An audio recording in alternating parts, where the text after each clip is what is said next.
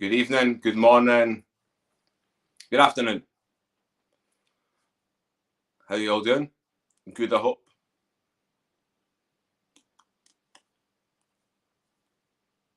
Please bear with me.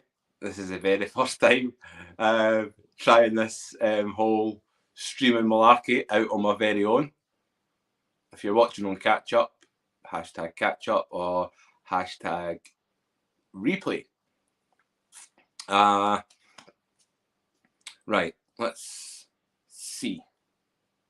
Everything seems to be working properly so far, which is good. I need to get my wee timer, my wee countdown sorted. Hello, Claire. Good. Finally, Claire's commented. So I know that I'm able to see the comments. So that's another box ticked. I've got the laptop on the floor so I can monitor that. I have a guest coming on in about 10 minutes or so. Yeah, please like and share. This is my very first one doing it on my own. I would appreciate you. Make sure and remember to like, share and follow my Paul Boggie author page. But please like this video. 2 people have done it. And there's over 20 watching at the moment. Come on, folks. Remember and like it because it helps with the algorithms. And obviously sharing helps with the algorithms as well. Fancy that. 3 people. Come on. We can do better than that. Dave Walker shared your video. Thank you, Dave. Thank you for sharing. I'm getting all these notifications on my phone. So sorry. Hello, Worrells. Hello, Cheryl. Hello, Gary. Hello, Nigel. Come on, 5. Come on, 5. 6. 6 people have liked it. Come on, what are the rest of you doing? Good old algorithms. That's where it sits, Sam. This is how it helps get my message across, but he's even just liking it. Hello, David. How are you? Hello, Sam. Robbie, how are you? Hello, everyone. 6 people. Come on.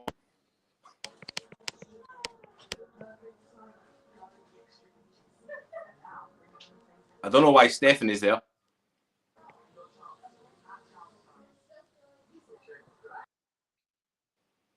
I don't know why Stephanie just joined my live. That's not the guest that I've got lined up, folks, just so you know. Oh, geez, oh. Yeah, it wasn't even 10 minutes. There we go. Right, no, I just didn't have enough charge in my phone because obviously it was last minute and I was just trying to straighten my hair because I've been lying about like a bus couch all day. So I was straightening my hair and all, so didn't no, I do that. No, I mean, it's days like this. I wish I hadn't here. Right, Dee, I just need to say something, right, before I go on any further, because everybody will see, and turn that laptop, it's fucking annoying the hell out of me.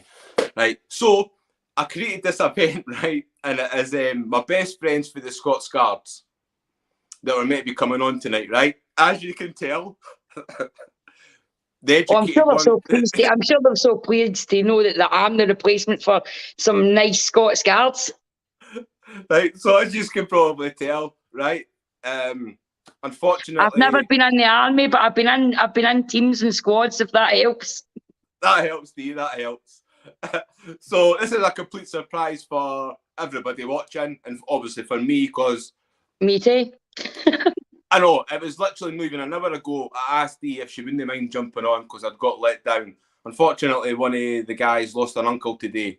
Sorry to hear that. It was, you know, it couldn't be helped, Dee. And I say to the guys, look, don't stress. I talk for Scotland. If I can't find somebody to join me, I'll do it myself. So I've been on my phone, and then I seen it on Messenger that you had the green light, and I went, Ken, what? Shy Bairns didn't get any sweeties. Just ask Dee, right? So then I messaged, and then I was like, then you said about Facebook. I was like, Dee, I've went and bought a StreamYard thing now, so we can do it.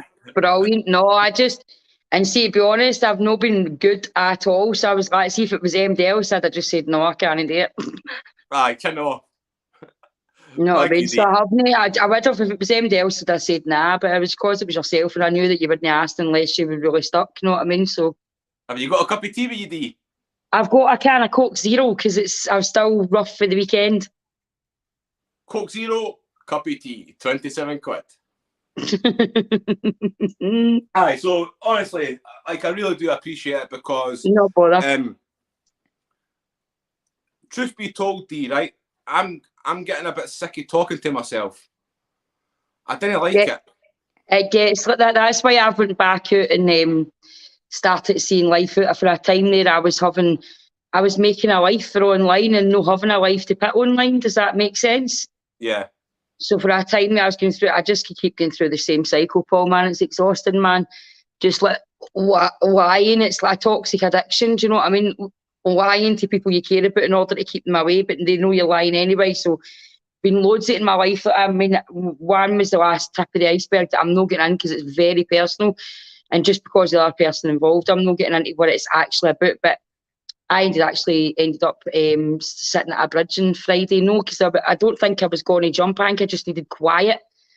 I think there's just so much. And I think online can do that too. I think just that constant target building and constant reaching people, constant trying to help people, constantly feeling as if you're making a difference and then no making a difference. And then I ended up out on Saturday night, the usual, everything went wrong for me. So I thought I'll go and sabotage everything in my life, and that way I'll be free, right?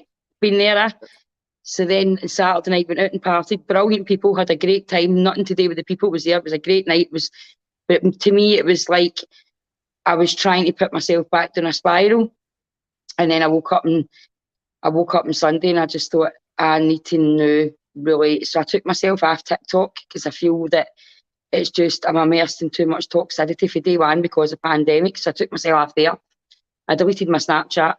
I cancelled my sponsorship with the lingerie companies because I don't want to do that either. And I'm going to recovery college, not because of obviously drugs, but actually because of my toxic cycles, to see if I'm self-aware, but I just cannot change that one wee cycle. Everything else in my life I've changed, but to actually allow people to love me properly, I believe that people love me, and I don't just mean romantically, is my biggest barrier. And I need to do something about it because I just keep losing people, temporary people or permanent people. And sometimes when I look back now, it wasn't as bad as what I thought it was, and I maybe didn't need them in my life. So losing that bit of extremist. So I don't know if you picked the right person tonight. No, I did. No, and again, see, the thing is, right, when I invite you on and stuff, like, I know that you've been struggling from time to time, but I wouldn't say to you, Dee, go and come on my live stream at last minute and tell everybody in the whole wide world, which is what effectively we're doing now, right, about your struggles, because I would never do that. But the fact that you did just mention that about self-sabotage, which is something I know a lot about as well, it's horrific. It's horrible to feel that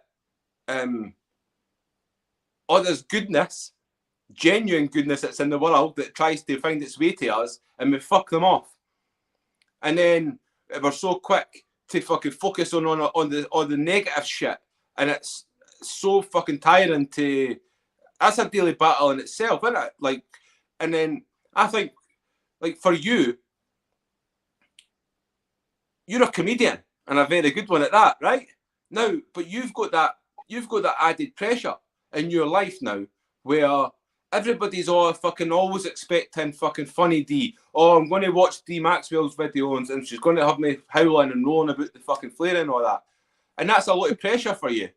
I don't even know if it's that. I think it's more the outside people. I feel as if the persona has to spill over, people that meet me through who I'm online and the comedy side of things. I think my biggest struggle is my personal private time, because it's affected so much, and because it's nothing I would give up. People need to separate comedy, but I also need to start learning to separate my comedy from reality as well, because sometimes they come too close together. Because when I was just doing my comedy on stage and I wasn't doing loads of it online, it was a separate thing. But sometimes I forget I'm not that person anymore.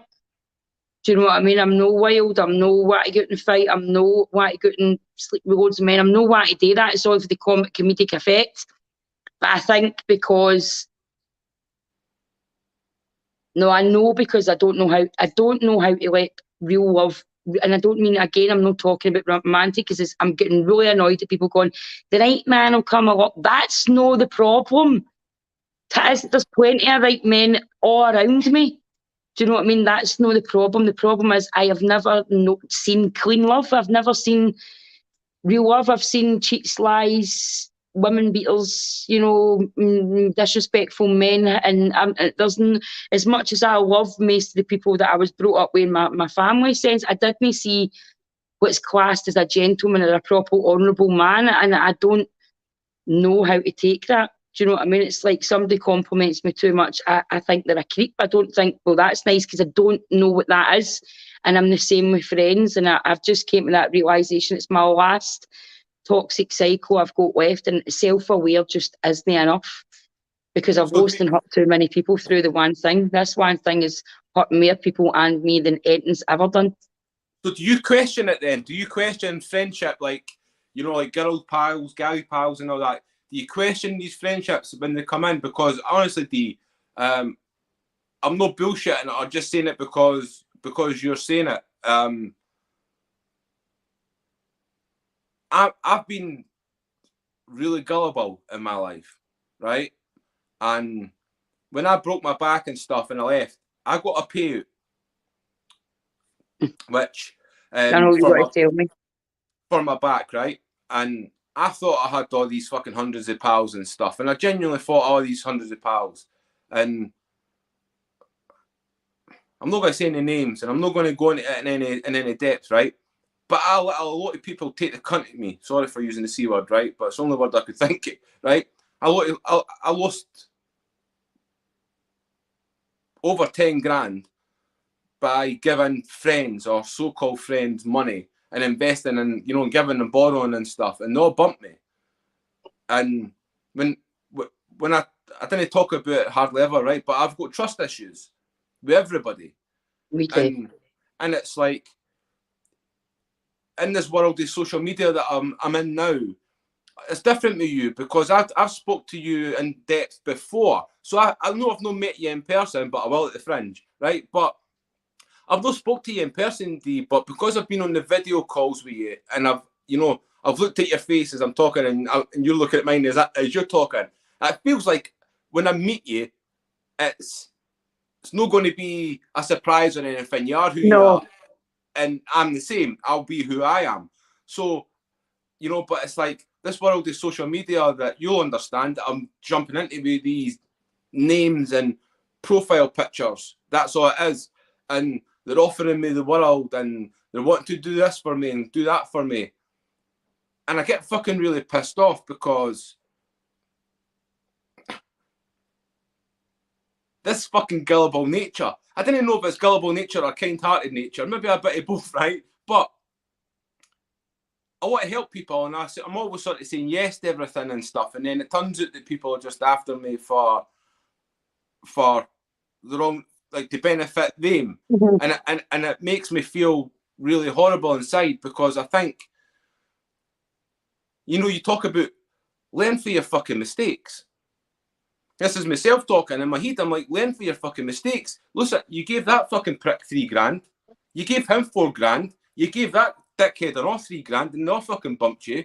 Like, you know, and look at these people, and I tell my wife, she's the only one that knows, and she's like, I know, babe, fuck them. They'll all come back running, but it's like that gullible nature. Why am I like that? I'm fucking 43 now, and I'm still like that. And it's like, I want to learn from my mistakes, but I just feel like stuck in a wheel. It's like I subconsciously, well, I'll tell you the scenario, because I really, really don't want any inkling to get out there what I'm talking about, right? So, and it's also because I'm self-aware that people might watch that might know my situation, that are personal to me and friends. It's also not about them, it's about me. It's a me thing. And I'm actually the opposite. I actually give too much away. I'm a good friend. I'm a fantastic friend. I'm a very loyal friend. I will give you my world, but I'll still question your friendship.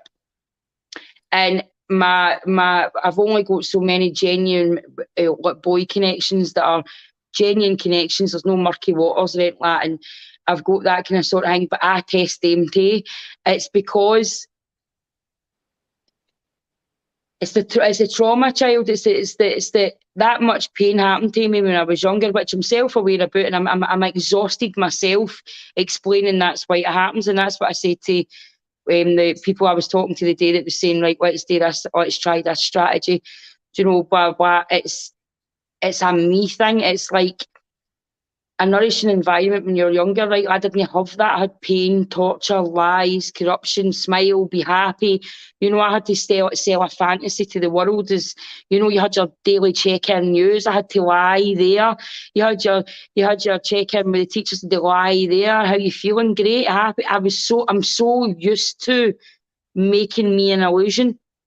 Do you know what I mean? And I'm not broken anymore. I'm self-aware, and I do love myself now. So there is improvement, but I'm still don't understand why anybody would want to love me in any sense. No, the only thing is, as a mum, is the only one that can say, right, well, I deserve that love and that honour because I've been there as a mum. But even friends close to me, I don't feel deserving of the love, even though I put 110% into them. But then I put 100% trying to keep people happy and keep people together as a child rather than being a child, and keeping secrets and darknesses and tortures that as an adult, that child will not allow anybody fully in, just in case. And I think we going with somebody for 8 years that was a narcissist, and I was the first time I truly let myself go and fell in love. And the realisation was that guy never loved me. He manipulated me. He slept with everybody round about me.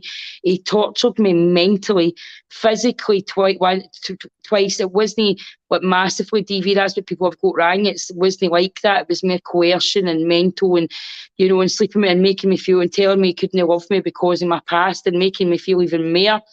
So I did that once, and I think after him, it's been 4 years now, and although I've lost weight, built confidence, get attention, blah, blah, blah, I still haven't found the right attention or the right person to break the barriers, and I'm not seeking it or looking for it because I know that I don't know how to accept it. I really don't know, and that's the one thing that I need to work on now. Although I know I'm a beautiful woman, I know I'm a good friend, I know I'm worthy, but I've got this barrier of worrying, of finding out if they're worthy. And everybody in my life is in a box and in a place of safety that they don't get too far in. And I keep, do you know what I mean? It's like an operation I've got to myself as an adult. And it worked as a child to pretend and fantasise and fit whatever role people needed you to be in order to be in their life. But as an adult, that's no good for me, and it's no good for people around about me, because you can't keep saying sorry to people that don't understand, especially, and why should they have to understand? Because you need to find a way not just to be self-aware of that, which you know by how I talk. I'm very self-aware. I need to self-heal that and self-love it again, and that's no in a pub, and that's no in getting attention on Tinder or Snapchat or any of these things that I've been doing emptily in order to try and fill voids in my life. That's me getting back up the mountains. That's me getting back to meditation. That's me getting back to my recovery groups. No, because or any other reason other than I'm running about people that understand my mindset. Because right now I'm drowning because I don't have the right people running about me that understand my mindset. Yeah. Do you suffer with anxiety, Dee? Aye, badly. I'm sponsored, but I also sponsored by the guys, but I was taking different things. You remember a while back I couldn't get out the house and all that, and I was on the beaches and really, really bad. My pal had to come down and stay with me. I was taking panic attacks. She was holding onto my legs. It was horrific. Horrible, horrific, right? That bad that the doctors thought I was taking the menopause.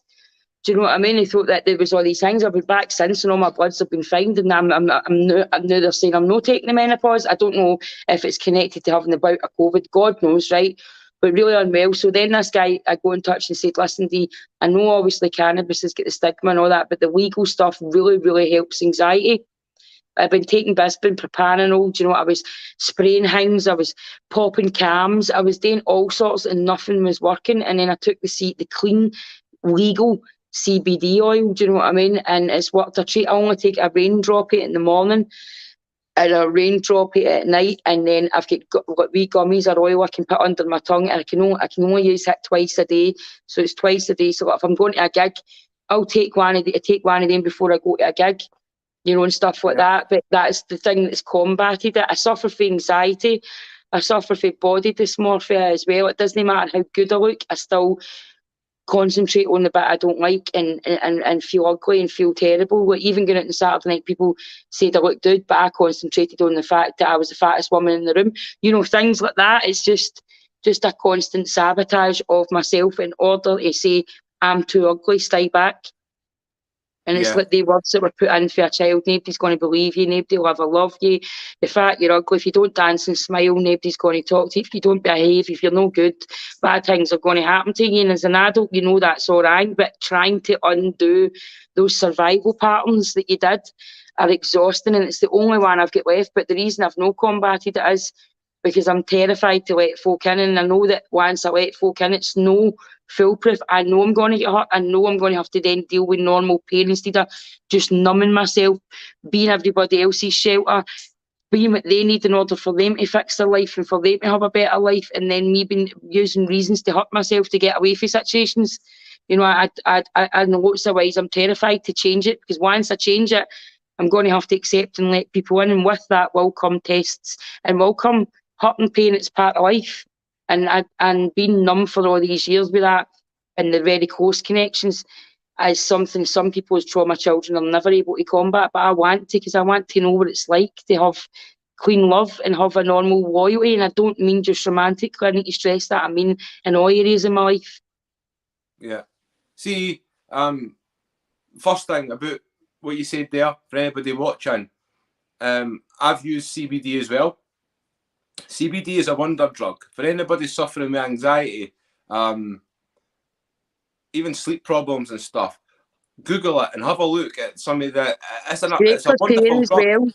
It's great for pain as well. One of my mates has done it. But the good thing is cannabis. It's cannabis. I'll get the wee thing and I'll show you it, because they really test it. It's the purest stuff in Scotland. There's a lot of them out there, but there's really, it's pure, because I've had it fail at Holland and Barrett and it never worked. Do you know what I mean? But it is like, it's like I've got the stuff for my dogs now as well, and their skins get better. And my lab used to be right anxious. She's got a lot better with anxiety. Do you know what I mean? But I think they feed off me because they're so close to me. Because my routine changes so much when I get like this. I'm so like shut off, and I don't want, the only people that can touch me is the Waynes. I don't want people touching me. I have to say to my pals, don't touch me.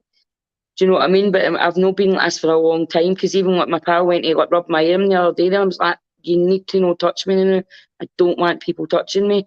And I don't know why, but up until the Waynes, I was always worried about that with me when I had children, because I thought, please, I cannot reject my Waynes at any point, you know what I mean? And luckily, the unconditional love that I found for them, I've not got the barriers with them, so that's what's made that bit of things easier. But there's times I just don't even the thought of somebody doing it, I just like, and I've not been like that for years, but it's because pandemics retook me back. It took me back so far in my steps. And instead of getting back on my steps, instead of getting back to all my groups consistently, and not just there as the inspirational talker, actually they're saying, listen, I'm slipping again. So how do I let me get back into recovery, and me actually being part of the group rather than just a mentor, or rather just a speaker, or look how well I've done, and realising that it doesn't matter how long you're recovered, you're always got to get to these points where it's difficult and flip out, and then you need to try and put your things in and your triggers and your strategy, and know that every day's a blessing to be sorted, because pandemic taught me I wasn't Billy Big Boys, because I used to walk about 7 years and look at me, you know what I mean, never go back, and you know, and I was that one that says, no, I could never imagine, and then and how quickly I did it in pandemic was even more shocking. Do you know what I mean? So there's so many steps. I think I just need to get back on, remember my present, write my thoughts down every day, get back to basics, Paul, basically, just so that I can get back on a keel. I mean, people think I talk, well, she's crumbling, she's cracking up. I'll never crack up. As I said to my pal, listen, I know I've got broken bits, but the difference is most of the people out there are hanging with their vases. I'm Lego. It takes me 2 seconds to build it back up. Yeah, I think it's important to, it's important.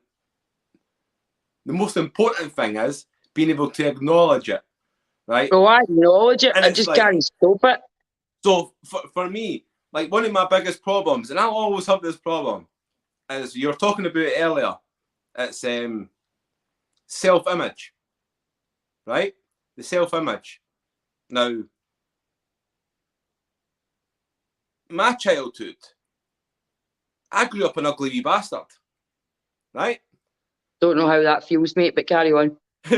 Right, right. But that's how I grew up, right? My mum would be mortified if she heard me just say that to you live on internet, right?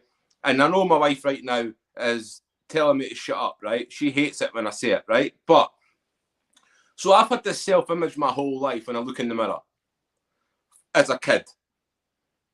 And then at the age of 18, when I started taking heroin, then I'm seeing a different image in the mirror. I'm seeing a smackhead looking back at me. I'm seeing the black circles. I'm seeing the gaunt face. I'm seeing the white complete, I'm seeing the weight dropping off me. So that's a self-image. Then very strange thing happened. Like, I remember standing with my Scots Guards uniform on, right? Checking myself over and looking over myself. Are you a fucking fraud? Right? This self-image. Because underneath the fucking berry, right? Underneath the berry and the Scots Guards uniform and my rifle, right? I look at myself in the mirror. Ugly smackhead. I can't help it. I did, right? And it's probably going to be with me for the rest of my life, Dee. And I've accepted it. And I've acknowledged it. But through me acknowledging it means that through my self-talk, I'm able to catch it before it really impacts my life. And it still happens now. When I have to keep catching myself because I have this self-image. The Bairn says to me a couple of years ago. Anybody in Glasgow or out of places outside where Paul's crazy bit is, where they call about circles and things like that, bairns are children or wains fondling in there. Yeah, young ones. So my stepdaughter said to me a couple of years ago, Paul, you look so much better when you've had the sun because you look a little bit grey. She didn't mean any harm by it, right? She didn't mean to insult me, but she did, and it really hurt my feelings, right? I never told her that. Steph probably doesn't even know that, and the Bairn definitely doesn't know that. But she really hurt my feelings when she said I look a little bit grey. I look better when I've had the sun, right? So it's that whole self-image thing, right? So I fucking sit in the sun. Even when there's a wee break in the clouds, I'll fucking run out and I'll sit there with my face up. So, come on, sun, come into my face, because I do look better with the sun. And that's me trying to hide, try to fool myself with that self-image, so that when I look in the mirror, I see less of an ugly smackhead than what I do when I'm white and I've maybe not been sleeping very well. And, that's the self-image. Other people probably will never see it, but I see it myself. But like we were saying there, having the acknowledgement that things aren't always perfect and things aren't always right is the best step to being able to combat it, is the acknowledgement. Acknowledgement of being honest but still a liar doesn't work anymore. Do you know what I mean? Being honest but with most things and being great with it, and then a liar to the good, the normal things. You know what I mean? It's just the things are kind of like, right, well, you can't keep doing that. You can't keep protecting yourself when you know you're not protecting yourself. You're hurting yourself all the time. Do you know what I mean? You're hurting yourself all the time, and you keep pushing people away. That doesn't matter what they are in your life, and you're genuine, giving them all the love in the world, and genuine try to give them a life on, and I just stab them in the guts. I'm just like, well, that's not fitting my box. Out you go, like, it's all right to do that, and it's no all right. But it's like I stand outside myself, screaming at myself, going, what are you doing? But the good thing is, normally the process of what I'd been through there, I wouldn't have admitted my lie, which I did. I owned it. I can't talk about the situation whatsoever because I don't want anybody giving anybody any heat for because who I am and me talking about. So I'm doing this so vain, so it's just about the feelings and that, because I don't want anybody brought into my stuff anymore, which is hard as well, Paul, because trying to be private but trying to be D is so much an enigma sometimes, which is another whole ball game. But anyway, what I would then normally do is I would go out and I would wreck it up. I would probably get absolutely steaming so much that I couldn't see.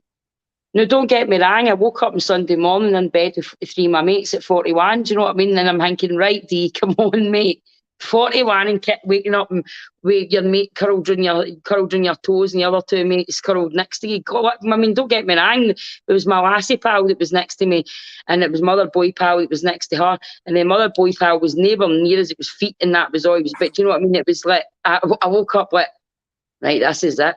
This is going to be when you start getting your together, man. And no, because I don't enjoy that, just because I do too much damage within myself. But what I'd have normally done in that situation, I'd have found anybody just to take home, do whatever, because that's all I'm worth. Because each time I get hurt, instead of going, right, well, that's that, you've done that, I'll create the pain, I'll create the story, I'll create the impact. And normally I don't even explain myself. I'll even lie into your face and say, you said that to me. And they huff me because I'm wanting them out of my life. And they're like, I really did. And they said, well, I know you did, I admit. And I'll be adamant. And the other people will be that thing, they'll be so adamant that I done that. And I'm standing there screaming, going, I just don't, and trying to stop myself. And this time I actually physically spewed my ring.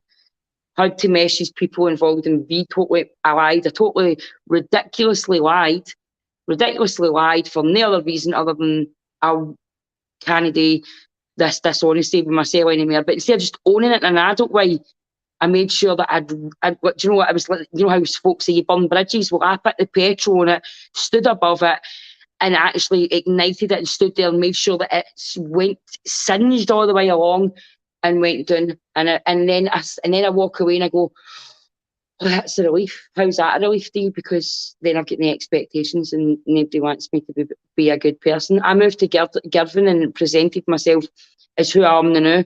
And without all the bravado and acting like the big I am and all that, which I do for comedy and all that as well now. And I've made it to good use and made money out of it. But when I moved to Girvan and they got to know the real me, guess what I did? I had such a good life in Girvan. I had a wee job. I was a trainee hairdresser. I'd met somebody half decent. He was a nice guy. He was normal. He wasn't anything to hang with. So I moved back to Kilburn because I couldn't handle it and fucking started taking drugs again. Do you know what I mean? Self-sabotage again.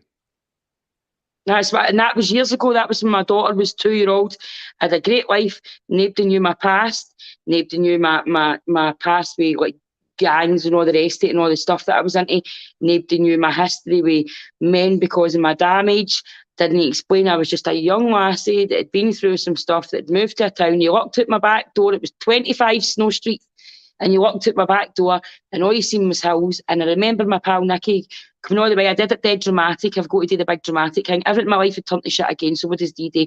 She lied about it. Get every day, hurted every day, crumbled everything again. So what do you know?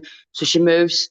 So that's why I've had 13 houses. So I moved again, right? Moved to Girvan, got my life sorted out. Was in with Bernardo's at the time. I know there's all the scandal with them now, but the experience I had with Bernardo's at the time, Bernardo's helped me. All right, so Bernardo's really helped me. I had the Richmond and everybody helped me with gardens, sorting out. My neighbours grew tatties and beetroot. I'm not even making this up because it's in my book, right? The wee old man next to me grew tatties and real beetroot and pickled them for me. The wee woman next door used to hold me in soup and sweeties for the rain, and and I had a wee hairdresser's job in at Salon Royale and the kiosk, and made great connections in Girvan, down by the sea where I love. That's why I moved here again, because it was next to the sea. And I was like, this is great, innit? This is dead settled. My head's dead calm. I've met somebody that really likes me. There's a nice future there. Well, that's not done for you. You're a fat, ugly whore and nobody's ever going to love you. That guy will get to know. Once he really gets to know you, and then subconsciously the inner toxic child and the inner hangweed will push that out.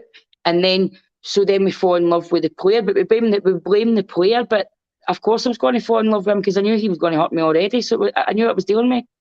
So of course I was going to fall in love with this guy that didn't really want me in the full sense, and that was going to sleep with my pals, because that's what they do, innit? So that's fine. I'm used to that. That's what they are, and it's crazy, and I know it, and I know what I do. I also when I hang with, I either go dead sexualised or I go to green tea, don't touch me. Do you know what I mean? There's two edges to me, and people that know me well enough and watch my pattern go, wow, which one is she really? You know what I mean? So, yeah. And the best bit is I'm no either. I'm somewhere in between the two of them, trying to find my feet. You know what I mean? Because I did split into two as a young person, and it's talking about personalities and jokes, but I did having extremes versions of myself to protect myself, and now I don't need to protect myself. What I'll do is, well, let me cross some shit that I need to protect myself. Yeah. Are you happy with your staying now, Dee? Are you content? I love where I stay, Paul. I nearly did it, no, but see when everything hit the fan on Friday, when I had to, and for the first time I had to own something and go, and you know yourself, see once you break half the barrier, it might not mean the same to them, and they think, well, you've not accomplished it, and you're lying bastard, you're 41, you cause carnage for nothing. Whereas I see the progress in it, because I didn't finish the carnage. I started the carnage, I got the effect for it. I have burnt bridges that I'll never get back, and to be quite honest, it's better that way for everybody. However, I didn't carry it out. I actually I've never manipulated the situation and never did what I normally do, and actually walked away and told the absolute truth, even though it made me sick, and even though it potentially lost me 2 people instead of 1. I still walked away for the first time in my life going, I did that. You did nothing wrong. I'm a lying bastard and I'm sorry, and that's it. And I know that that's all, but I can leave the situation where I'm sorry. And the good thing about that is the first time ever I've stopped there and I've said sorry. Now, I did do that and say sorry, ended up at a bridge and whatever else, hating myself, thinking I'm the ugliest, worst, most toxic, damaged, crazy person on the planet, and sometimes I'm. And I went to that place and I still didn't go the full hog. I didn't phone every day going, I'm suicide, blah, blah, blah, and go through that process of worrying everybody, because it was a process and I didn't need to do it. Although I was standing there going, am I going to do it this time? Is that why I'm actually not phoning anybody? Is this the time I'm actually, after 756 attempts, going to actually go? And then I come down for there, and then I went out and I had the massive bloat, and you know, and I just didn't, and I couldn't even throw myself at damage. Nobody's like, no, Dee, that's not who you really are. Because folk were fans of me. There was guys there going, no, Dee, you're obviously drunk. I've heard you talk about this online. And I'm like, what do you mean you'll not take me to him? You know what I mean? So it's like, I couldn't go through it anyway. And I've tried that part of it loads of times and not been able to go through it. So that's 2 parts. That's I just need to get to the bit where I don't start the process. Yeah. You know what I mean? But I've never been able to do damage limitation either. I stopped doing the whole sleeping with somebody to that whole thing a long time ago.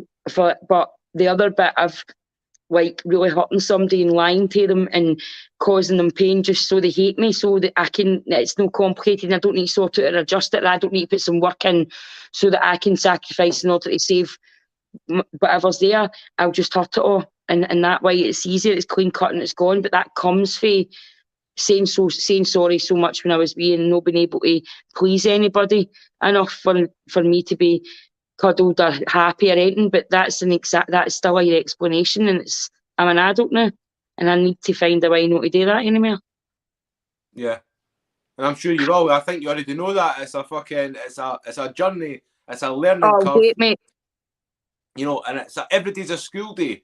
You know, and I'm the same, you're the same, everybody watching's the same, that we've got so much knowledge still to learn in life about ourselves, about other people, mostly about ourselves, really, though. You know, that it is a massive learning curve. Right, Dee, you mentioned it once there. You said it first, not me, so I'm going to bring it up again. Book. I want to talk about the book. So I've seen it. So, no my book, by the way.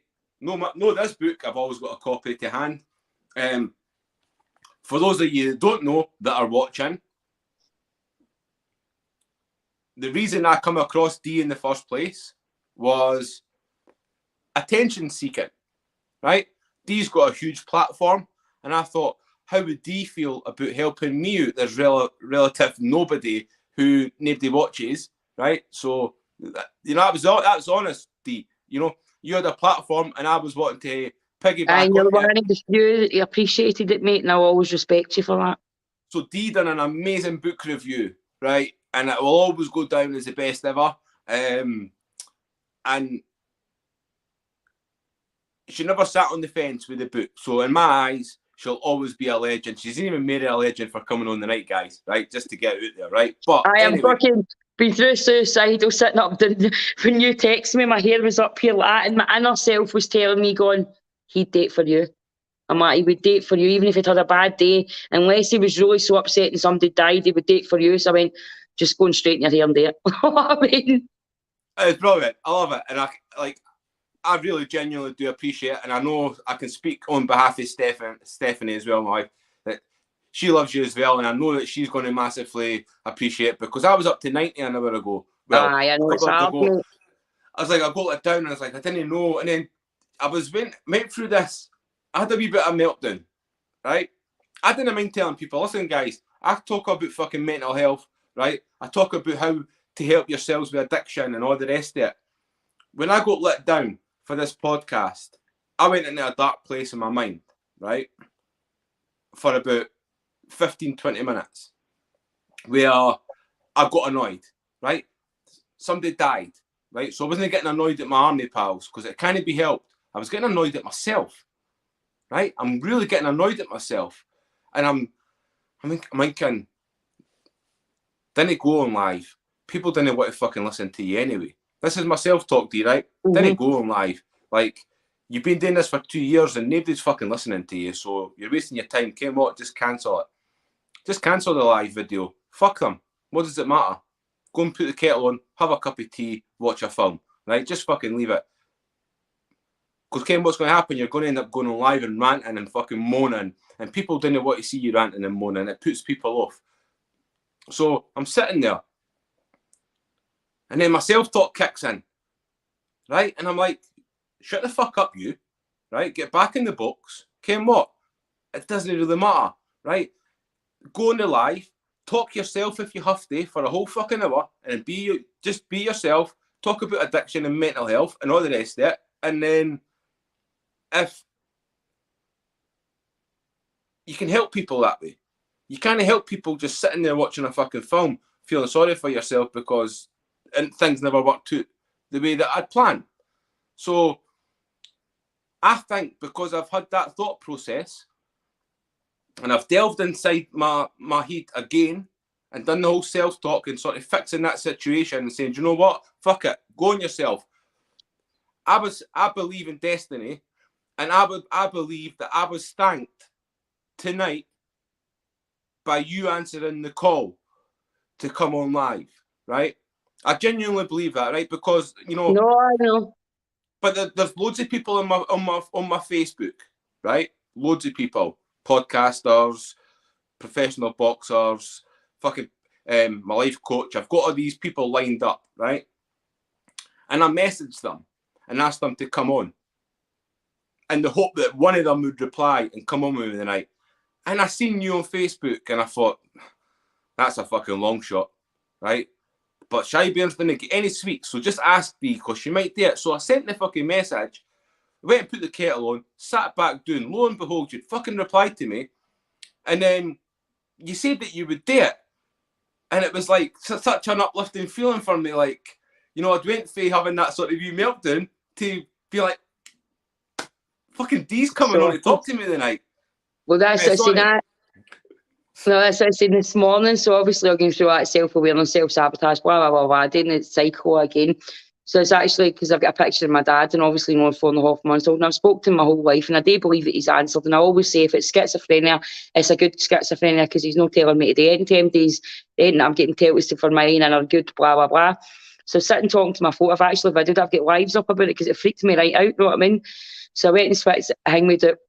And I went and get the bird sanctuary place out as well because I thought maybe there's something wrong with the bird. I'm pure thinking it's a spiritual sign and maybe the bird's out a nest or something. Some cat's going to randomly eat it and I think it's a spiritual sign. But it was actually like jumping onto the window. And then folk were saying, maybe it's your plant. So I moved my plant. It honestly happened for hours and I thought maybe can you fly? But then I seen it fly up on top of my roof, go behind, and then it was up in the Sainsbury's roof as well. And then I come back and I was self-reflecting again and I was tidying up the kitchen. But as I was tidying, the tears were blinding me. Because I have lost something really, really special. But there was lots of stuff that I couldn't see by that made it hang. So it's so difficult. But I know for Bethy, the people in it, 3 years, it's a better situation. Do you know what I mean? To move on. You know what I mean? So so I was greeting. And then this morning I was like... And I was actually angry. I was like, see if I didn't have wings, man, I wouldn't keep doing this, like that sort of way. And then I was like, and that's the whole reason you've got wings. So I was lying there greeting, and then this wee bird started on night, and it was all day, even Cruz, because Cruz is no well, he's got a wee bug. So Cruz comes in, he's like, Mum, it's still at the window, because I went to the cafe across the road because he said he wanted something to eat, so he's not been able to eat. The last couple of days I says, right, I says, what do you want then? He says, can I get a roll and sausage? So you can see my window for the cafe. So he's gone, Mum, and I'm going, what is it, to come back in? And it was still sitting there, just kept walking along the thing with. And it's like a spiritual meaning for permanent change, which some people put as death or some people put as a good blessing, but it doesn't mean death. Or a bird coming to your window doesn't mean death, and it doesn't mean a good blessing. It means change. It doesn't distinguish with what change it is. So obviously I did end up phoning the bird, and they came out and they said there's nothing wrong. I said, well, somebody was saying on the live. I think there's so many people come in and troll accounts, and they see me feeling a wee bit more at peace with myself because folk are saying, oh, it's a spiritual message, it's people looking after you, and it's good and it changing. All the trolls usually come in. I'm even getting the trolls coming in now, kidding on they've got mental health issues, thinking I'm stupid. Do you know what I mean? Do you know what I mean? Writing things like, you know, what stupid thing, what you're full of shite. You know what I mean? They're either up my arse with a straw, getting it, oh, Dee, you're so wonderful, you help my mate, and I'm like, you're full of shite. There is nothing wrong with you. You're a troll getting fun out of me having to answer you and explain. But now I know I get to know the names. I'm just like, fuck off, no even reading your fucking thing. You know what I mean? And if they do keep doing it, I don't care about them because I just know the vibe, you know, the way they word it, they say it, I'm like, and they bother. You go into their account and their account's only been there for 2022 and they've got 6 pictures. Do you know what I mean? But you know what I mean? Get to fuck and doing all that sort of thing. But I just getting to the point of self-awareness now that I know that I'm going to do this time, but I'm just so sad that I had to do it so badly. Because it's actually the first time I've done it to somebody that really didn't deserve it. It was just like, I need you at my life if it's too complicated. Do you know what I mean? It's like waves of emotion were fine, and then like genuinely seeing everything all right, and genuinely being happy, and genuinely doing everything, and then just having this wave of emotion. I just couldn't do it anymore. It's like I can't do this anymore. But instead of doing it in an adult, normal, balanced way, I didn't, and I've done it all my life. I've done it since I was a wee lassie. Do you know what I mean? I was terrible at my pals. I used to steal their ball off them and tell them they weren't getting it back until the end of the day because I was in charge of the play area. I mean, I was a complete and utter control freak arsehole for the minute I stopped getting all that stuff happening to me. I don't know why anybody, it's like folks say to me, Dee, but you keep saying you're an arsehole, but you weren't really. I was, mate, I was a horrible, horrible stud. Do you know what I mean? If I liked you, in my mind, I was still good to you, but even when I look back, sometimes folk would phone me and I go, what the fuck are you want? And they'd be like, hey, I just want to see how you are. And I go, well, does it sound as if I'm all right? I'm expecting folk to be psychic. Do you know what I mean? If MD answered the phone to me like that, I don't care if your dog's just died. Don't talk to me like that. Yeah, I'm all right to do it. You know what I mean? Yeah. I'm all right to ignore you for a week because I'm having a bad week or I'm busy. But don't you dare just like my posts on Facebook when you usually love them. You know what I mean? It's just, yeah. You know what I mean? And I'm like you, because sometimes I come on and I see you going, oh, stop, Paul, stop. You know, it's like, well, fuck them all, do this for everything. I know. You know what I mean? But it's a reflection of myself, and I think a lot of us in recovery, I don't want to just die self-aware, Paul, and help hundreds of people and then come into my wee lonely life at night and clap my dog. You know what I mean? Once all my wains have moved on and my wains have done that, that might be all right for some gurus, Gandhis and all that out there, selfless and love and all that. And if that means I need to go to hell, I'm all right with that. Do you know what I mean? But at the same time as well, I just want to get, and I know I'm surrounded with the right people instead of, as I said, running all over Tinder, like, trying to seek for attention to see if it's still there when I'm not even taking it anyway. I'm usually matching them when they tell me they want to date me. I'm like, oh well, I know you all now. So it's just like if I don't laugh, but I'm not even making plans, Paul. I'm not even doing the big D's. I'm going to sort this out. I'm going to do my fitness. I'm going to run to the moon. I'm just going to do it. I'm just going to do what I'm going to do, and then I'm going to show you what I'm doing for a change. That's what I say to all my fans. Instead of telling you 1,000 things and only doing 2 of them, I'm just going to actually show you for a change. I'm just going to do it. I'm just going to do what the counsellor says. The counsellor says, less talk and more action. If I fucking did more action as I did talk, I'd probably be fucking well sorted by now. Right, and I seen that post earlier on because I am one of your fans. I'm subscribed to your page, right? And I subscribed to some other people, not going to say any names, and then I unsubscribed to them. Because I was like, nah, fuck that. And then I said to Steph, do you know the only person I'm going to stay subscribed to is Dee. That's it. The rest can fuck off. Right? So I seen your post about you saying, do you know what, you're not going to be talking about this and that, you're just going to do it. And I love that, because that's an empowering thing for you as an individual. Just came what, like, fuck everything externally. It's all about internally. That's where changes come from, is internally, and you're just going to fucking do it, and you're going to show people be doing it, because that's what I do. Days are we're just Scottish. Sorry about the slang, right? Because when I talk to a Scottish person, I'm all bairns and doos and shit. But that's what I do. I don't say bairns, so don't let them blame me. I just say, Kim, what? Fuck it. I'm just going to show people rather than talk about. That's what I did in the beginning when I first went into self-recovery, because cocaine wasn't really established as something that needed. I mean, if you know, hang with a heroin addict, I mean, it's a physical withdrawal. It was a horrible. I fuck that withdrawal, just put it that way. I say to some of my pals, I don't know if I would ever have straightened up. Watching what you went through that is the most horrific thing I've ever had to experience in watching my life. However, with cocaine, it wasn't. I was self. And by self, I stopped taking it and I hit the gym. I didn't do anything to my head. And I'm still in that cycle that the only D that gets the party, gets the man, is big party D, big shagger, big that. And that's not true.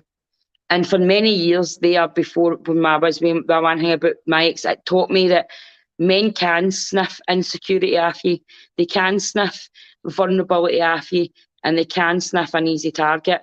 And it's a human male instinct to use that if they're already broken a wee bit, or they're not interested in anything, and manipulate whatever else that you want. So you can't cover that up with eyeliner or eyelashes or big boots or blue hangmate. It's written in your face, and that's the last thing I need to work in. And instead of telling you how I'm going to work on it, or telling you what my miracle fucking thing I'm going to do, like fucking reincarnate Gandhi and go up a hill with him or something, do you know what I mean? One of my usual speeches, or parachute out at something with removing my weave wrote on my forehead, you know what I mean? Something along the lines. Instead of telling a big story and telling and then failing halfway through the hurdle, the first time in my life, if apart from when I did self-recovery, I'm just going to do it. I'm just going to let it watch. And I'm ready, more than Eddie, and I'm just, maybe it had to happen, maybe that had to happen for moving on. I don't know what happened, and I still, lots of regrets in how I did it, but probably still needed closure, and it would have came at one time, but at least now it's done and I can't turn back time. But I'm ready to challenge the last bit. And I mean, I'm ready to say I'm vulnerable, I'm a wee bit insecure, and I'm not ready. Instead of lying about it. It's destiny, Dee, the good and the bad. It's brought you to this situation that we're sitting here on this Monday evening right now talking about the shit that we're talking about. It's all meant to happen this way.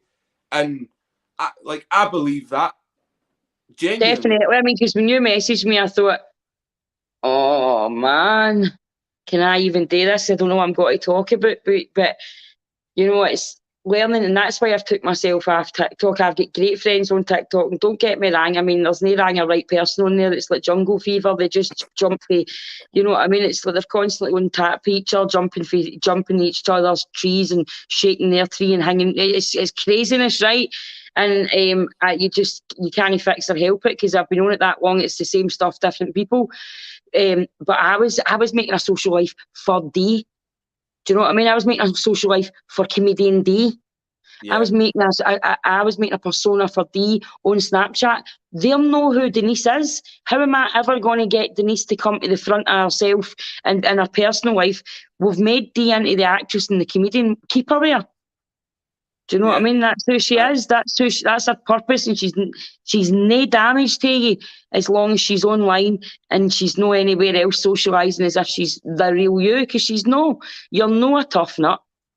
Regardless to what MD says, I have a lot of mates that do different lives. I don't live that life anymore. If I have a problem, I go through the normal channels that everyday civilised people go through. I do think about the things I used to do. I don't carry them out, and I haven't done for a very long time, but I was living that, and I was so close to that life that my triggers were coming back. Do Do you know what I mean? I was up boxing my punching bag to 3 o'clock in the morning, wanting to batter somebody that annoyed me in 1995. You know what I mean? So it was bringing back all those old patterns. So let's just see how we do. Let's just try a day at a time, and let's just try an hour an hour. Proper recovery. You know how it is. Let's not make plans too hard ahead. Let's just see the next 24 hours out. Aye, and it's amazing. Right, Dee, because I was looking at the clock. I didn't want to take up your whole night, and I was thinking then I realised, I'm the fucking boss now. I can be on for as long as I fucking want. I'll stream for 4 hours if I want. I'm not keeping you on for 4 hours. No. I want to ask you about your book. Right. So, is the book finished? No. Right. Have you got a title for it? Yes. Are you allowed to share it with us? Living with Magic. Living with Magic. Can't wait for it. Right. So, how did you find writing the book? So for 16 to about 17, because I don't do my childhood, because as well as the book, there's a very early on, but there's a screenplay getting done as well, not on but loosely on my events and my kind of life. There'll be a lot of made up drama in it, because there's far too much that I've done, and there's far too much that has been done, that we can't. We'll need to make up some lies, Paul. You know what I mean? We want to make money, not get to jail, right? So, so the thing is, so there's a screenplay getting done with my mates helping me write it as well. So I'm doing that as a young person. But my book was always for the 16, because I didn't want to write a survival book through the dark years. I don't know where that would attain me to. It's different somebody else writing the screenplay. You know, I'm just going over it and helping out and getting the pictures, the timing, and what I look like at this age. And that's different. I mean, how much effort goes into that. I'm glad I'm not writing the screenplay, right? But with the book, I'm at a tough bit. I'm at a very tough bit, you know what I mean? And I've actually been sick 3 times writing it, but I want it to be wrote the way I felt at the time and what I was doing, and I want to be completely honest about it. But I get through some of it, and I'm absolutely heaving my guts up in the toilet. It's so bad, this bit. So I literally rate 4 and 5. The good thing is, I think I'm nearly getting to the bit where I can get into the bit that it's all right, but it's took me 3 months in this one chapter. Reliving, constant. It's so hard. I don't think anybody appreciates how, you'll know yourself, how hard it is to actually just put the words in the right place and put it across properly. Do you know what I mean? It's and then remembering. I mean, we're drug addicts. Sometimes I used to put my phone in the fridge. Do you know what I mean? I'm sitting going out to my pal, I remember doing that, but what colour was my hair? I'm having to ask folk, like, remember we did this? Well, we actually 18 and we did. My pal was like, no, that was this. Do you know what I mean? Because I mean, there was weekends that you would have had to write my name in my sandshoe so they could send me home. I used to say to folk, put my phone number in one, put my mom's phone number in one sandshoe, and says, and see in the other one, just in case, put my name, just in case I'm unconscious. Do you know what I mean? That's the kind of things I used to say to my pals. My mum used to say to me, what are you doing? I says, I'm going out for a night out to hopefully come back in an ambulance. You know what I mean? That was my mindset. So sometimes it's the memory thing. Yeah. You know what I mean? And I've got to admit, I mean, although I did do a period of 7 years, no toxins, no addiction, no nothing. Remember, addiction's not just drugs. Do you know what I mean? And I've only been clean for 24 hours again. You know what I mean? And I don't mean drugs. You know what I mean? 24 hours again, just be a toxic circles. You know what I mean? Yeah. And it's just like, here we go again. It's like sitting on a runabout with somebody. I just feel dizzy sometimes and sick, but I'm getting there with it. And like yourself, I'm a perfectionist. I don't just want to fling it out there because folk are expecting it. But it's nearly there. It'll not be long. I'm not putting a time on it, mate, because it's been coming out for the same time as the blockbuster films and pandemic. You know what I mean? Everything's like this. Folk, it's been coming out that long. Folk that actually wanted to read it have stopped following me. You know what I mean? Aye. Do you think when you publish it, do you think that'll offer you an element of closure on parts of your life? Like, see, when you're writing, because I found that myself, like things that haunt me and things that like worried me and traumatic things. Now that they're there, it's sort of like I can no put it to bed. You can put it down now. You can put it down. It's done. You've worked over there. But see, the thing is as well. It's like I've always been a writer anyway. I wrote poems. I used to sit in gaffs when I was sitting wasted. You know what I mean?